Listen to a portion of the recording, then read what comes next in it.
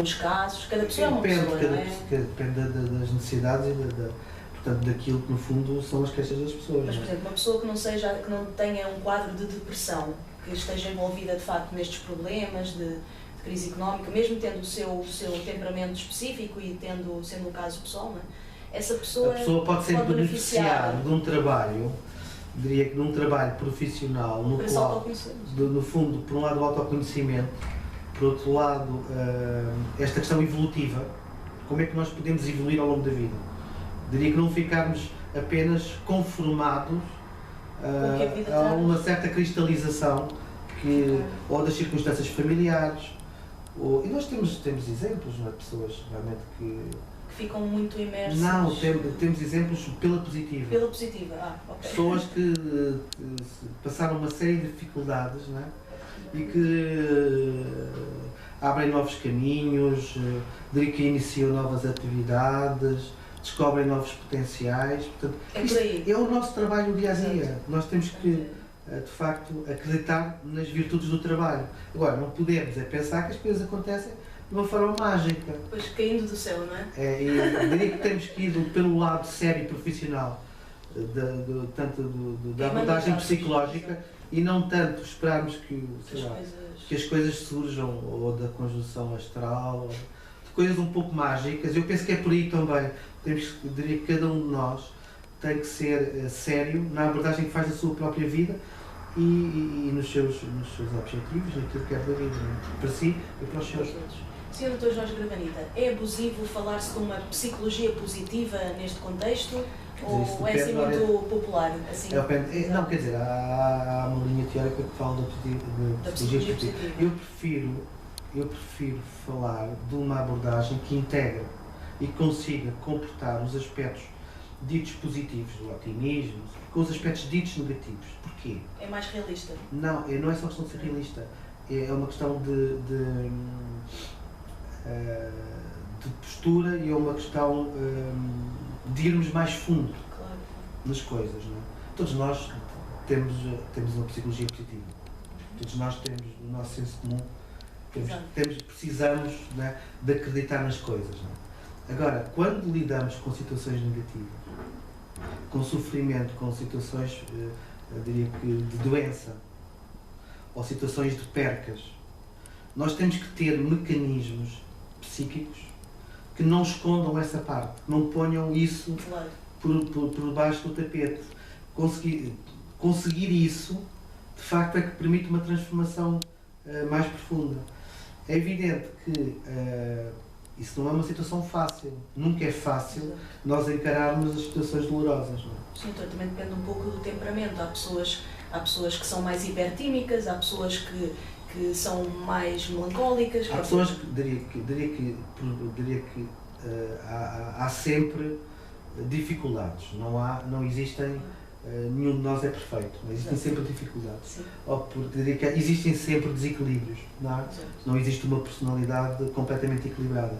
Agora, o que nós temos é que perceber é que nos levam certos desequilíbrios, diria quais são as consequências das situações que sofremos, e é a parte emocional que nós temos de dar atenção. Não podemos esconder que somos motivados, temos interesses, temos desejos, e nem podemos esconder que há situações ou de insucesso, ou de perca, ou de impacto, não é, doloroso, que nos afetam. E é o lidar com isso, no fundo, a psicoterapia, todos os tipos de tratamento psicológicos, penso que devem encarar essas dificuldades e esses aspectos que se calhar idealmente nós gostaríamos que não existissem. E que fôssemos imortais, não é? Que não tivéssemos percas afetivas, que fôssemos sempre, diria que, os melhores do mundo, mas não somos. Não é? Pois, exato. E às vezes há erros, não é? Temos que aprender com o erro também. Aprender com os erros. Aprender com os erros, exatamente.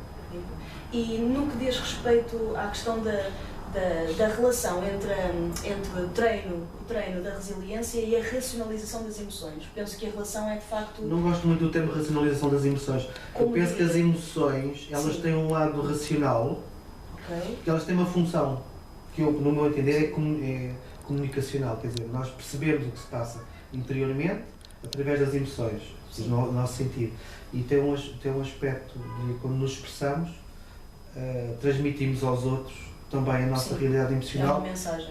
Pronto, de uma forma mais ou menos transparente ou mais ou menos escondida, não é? E portanto racionalização não se deve falar. A ideia da racionalização é uma ideia Muito dura. É uma ideia um pouco fria, não é? É um bocado fria, sim. É um pouco a ideia de que nós temos um racional, Controla as emoções, mete em laboratório. tem um racional mental, não é?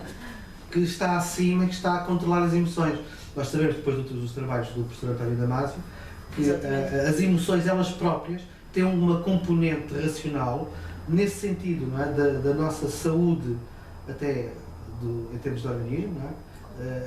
Quer dizer, a capacidade que temos de pôr a funcionar as nossas estruturas neuronais e as decisões que tomamos, sim, elas mais do que serem estritamente racionais do ponto de vista cognitivo, os trabalhos do professor António Damasio explicam isso, as boas decisões que nós tomamos, preciso perceber isto, as boas decisões que nós tomamos têm um fundo emocional. Tem o que é? A inteligência emocional. No fundo é aquilo que nos permite discernir, não é? Se você estiver por exemplo, se for a um evento de vendas e estão-lhe a apresentar os melhores produtos do mundo, racionalmente aquilo bate certo. Claro. Mas você intuitivamente percebe que se calhar há produtos que lhe estão a querer vender e que não lhe interessam, primeiro não lhe interessam. Você não está motivada, mesmo que esses produtos sejam produtos, a felicidade ou riqueza, essas coisas assim um bocado abstratas. Portanto, e você percebe nesses eventos que aquilo não é uma coisa boa para si, mas não é racionalmente, porque racionalmente, quer dizer, aparentemente, está bem concebido. Aquilo, eu diria que tem um cálculo, bate certo. Sim. Só que aquilo que nos move é muito mais do que esses calculismos. Claro, mas não era nesse sentido. Portanto, eu sei que existe uma inteligência mais de QI, no fundo, e que existe uma inteligência emocional. Já Goleman, não é? Exatamente. Goleman penso que foi o primeiro teórico. Exatamente. Mas eu estava a falar era no sentido de quase que relativizar aquela dor que vem de uma... Nós temos que perceber que as emoções são uma forma privilegiada que nós temos de acesso ao nosso mundo, por um lado interior, e a nossa relação com os outros. Mas quando fica tudo muito tsunâmico, há pessoas que ficam... Nós temos que... Como fazer? Nós temos que, vamos já ver, assumir... Há conflitos emocionais. Sim. Há emoções que se tornam contraditórias. Mas essa dimensão também existe. E se nós, diria que, obliterarmos isso e fizermos de conta que isso não existe, perdemos, é a tal história das obras do Damasio, portanto, perdemos um conhecimento de algo que é importante. Sim. Mesmo que seja difícil, lidar com certos conflitos emocionais é difícil. Só que a aprendizagem e o desenvolvimento também precisam dessa área. Okay. Não somos só seres matemáticos, não é? Sim, com as contas todas bem feitas e do qual a emoção está excluída, não é? Sim. Não é? Mas, portanto, não há nada de errado de certas pessoas serem excessivamente temperamentais e muito intensas e terem... As pessoas são o que são e têm que aprender a viver com aquilo que são e diria que descobrir como é que podem... maximizar. Como é que gostam de ser, não é? No fundo também há uma questão da amor própria, não é? Claro. E diria que nós não podemos ser aquilo que não somos. Exato. Mas, por exemplo, uma pessoa muito intensa, assim, no trabalho, por exemplo, uma pessoa que não... Tem que ter noção por um lado há uma adaptação social. Mas aí a razão, pronto, lá a razão faz parte também deste conjunto. Nós não podemos excluir. Não podemos pensar que a razão não existe. A razão, ela própria, diria que tem um papel, não é?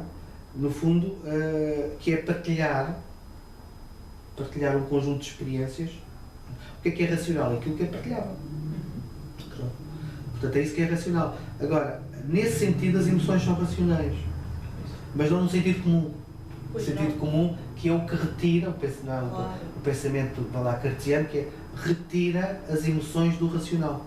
Exatamente. Por exemplo, quando você vê certas demonstrações, mesmo a nível do discurso mediático, Em que dizem assim, não, mas os números são números, as contas são contas. E as pessoas são E o pessoas. racional é só isto. Não, o racional não é só isto. É tudo o resto que não está aí. E aí nós podemos introduzir outras variáveis, não é? Claro. Que são racionais também. Exato. E nesse sentido você tem razão. Diria que damos uma outra dimensão ao racional. Exato. Portanto, essa interação entre as emoções e a parte dita, entre aspas, racional é que faz, de facto, a riqueza do indivíduo, não é? E voltando à questão da resiliência. Da resiliência. A resiliência não pode ser só uma coisa racional. Não seria uma loucura, uma mania, não é? O indivíduo que está, né, que sobrevive a tudo e tal. Não, aliás, porque esse é um dos problemas, de facto, do lidar com as dificuldades e com as adversidades, é não perder a sensibilidade. Porque quando as coisas são demasiado duras, pode-se correr o risco de perder esse lado. Perder a sensibilidade.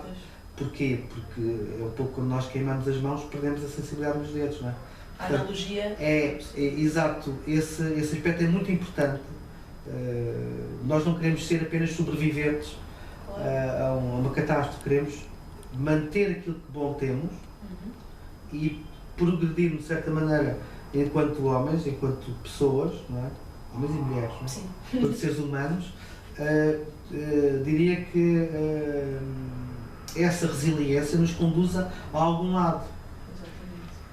E, portanto, a palavra, pronto, neste caso, o substantivo, neste caso, que faz toda a diferença é, de facto, a sensibilidade, não é? Porque, no fundo, a sensibilidade... o perceber a sensibilidade e dar valor à sensibilidade, dar valor, que é outro aspecto que muitas vezes é esquecido. Porque as pessoas, por uma questão de medos e inseguranças, podem correr, de facto, o risco de se fecharem sobre elas próprias e fugirem, não é? É a questão do excesso. Exato, excesso.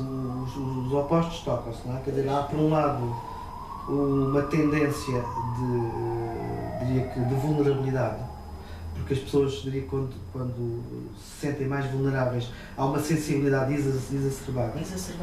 Só que isso, não é, nos conduz também, por vezes, à perca de sensibilidade. Porque esses picos, não é? Essas tensões muito fortes têm que ser transformadas em qualquer coisa. Não é apenas ser sensível. Temos que fazer alguma coisa com sensibilidade. Claro. E, portanto, é usar de uma forma funcional toda a sensibilidade, não é? E perceber que as coisas funcionam, não é? Perceber que a pessoa, diria que tem essa capacidade de adaptação a situações diferentes, à questão do imprevisto, aos novos desafios, não é? Portanto, que a pessoa pode progredir, não simplesmente ficar no conformismo. No conformismo e na rotação. Exato. Olha, Sr. Dr. Jorge Gravanita, foi um prazer. Muito obrigada por este contributo. Obrigado por esta bonita partilha.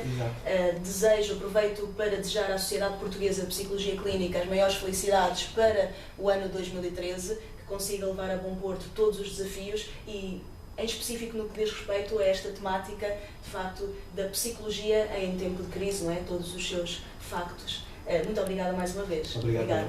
Obrigada. E um bom dia.